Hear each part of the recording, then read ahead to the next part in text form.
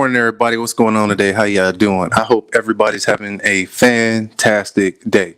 Well, the end of my leave is finally here, and I am excited to get back to work. So the beard's coming off, the professional's going back on, and it's time to do what we do. But that's not what we're here today to talk about. What we're here today to talk about is there's two stories that I want to share with everybody today that I heard, and I thought they'd be fitting for the topic that we had today.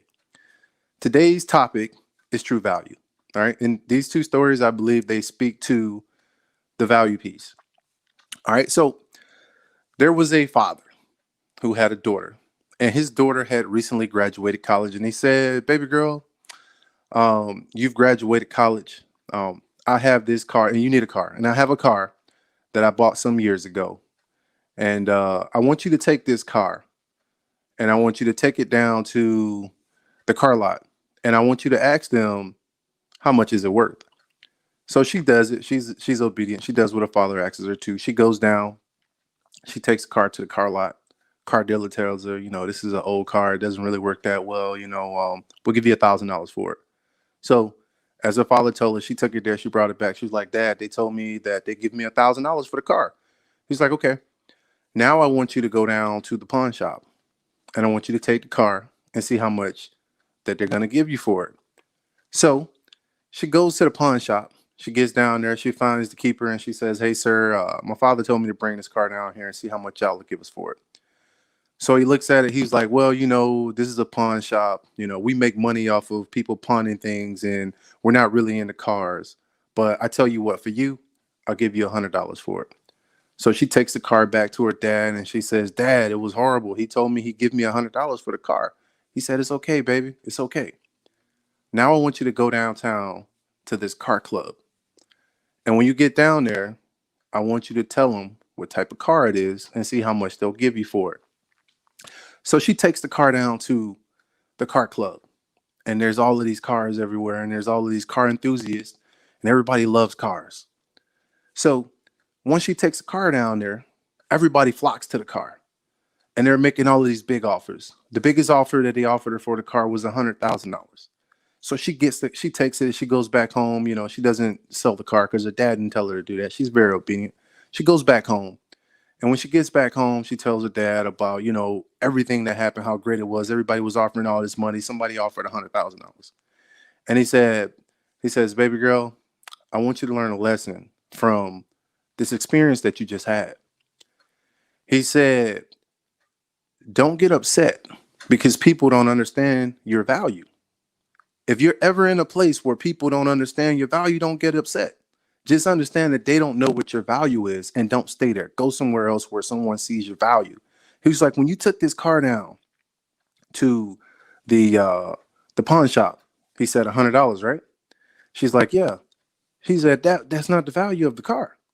Then he said, you took it down, you took it down to the car dealership.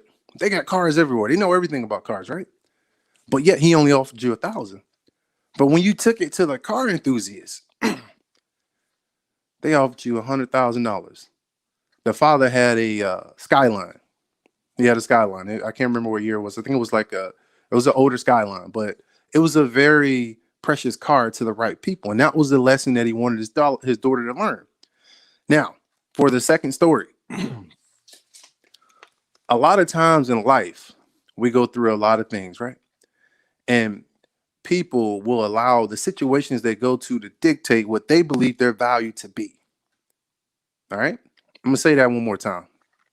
A lot of times in life, we go through a lot of things. We get knocked down, we get beat up, our patience gets short, we lose people, we gain people, but we go through all of this stuff in life. And a lot of times we will allow those situations to determine what we believe our value to be. All right? So what I have here is a $100 bill. Okay.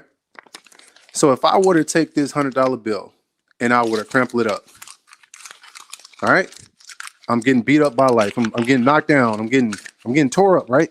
And I'm all wrinkled up, and I'm not as shiny and as straight as I used to be anymore. Does that change the value of this $100 bill? Let's take it a step further. Let's say I were to rip this $100 bill.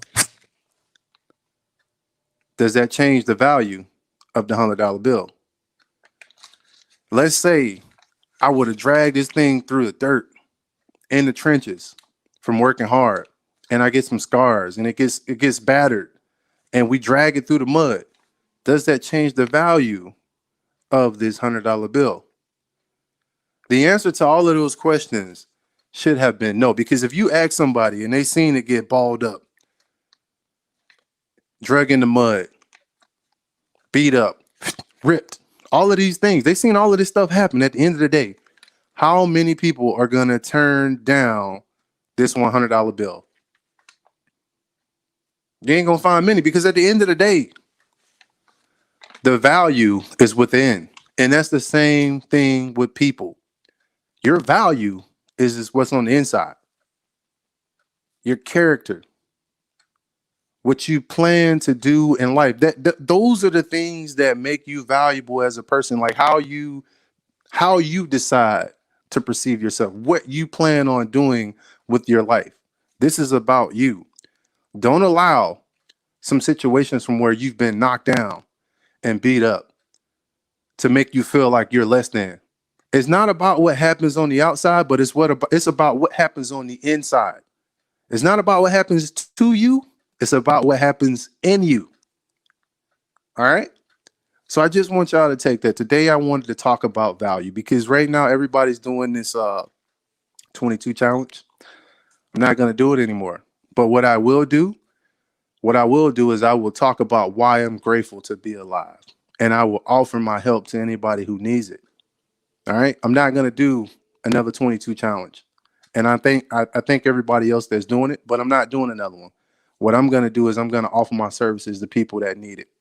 Okay. If I can help you in any way, reach out. I'm here. I'm going to tell you why I'm grateful.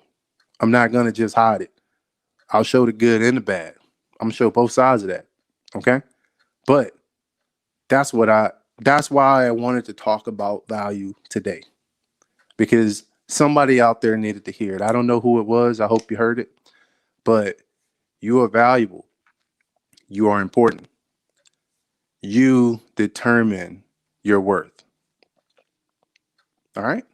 If you're surrounded by people who don't value your worth, do something else. Okay. All right, everybody. Look, be blessed. We love y'all. I like to get in and get out. Hey, if there's ever anything that I can do for you, you need to talk to somebody, hit me up in the inbox. All right. You make that phone call on the Facebook Messenger. I got you. Or you hit me up. I'll send you my phone number. It's totally fine. All right. I'm gonna go ahead and wrap this up. I don't want to stay on here too long. I hope everybody's team fared well over the weekend. If they didn't, it's okay. All right. Them old Cowboys, they took a licking, but I tell you one thing: Cowboy fans are true fans. Win, lose, or draw, they still Cowboy fans. So we'll give them that. All right, everybody. Look, be blessed. As I say in all my videos, life is a choice, and I am depending on you to choose well. We'll be talking to you soon.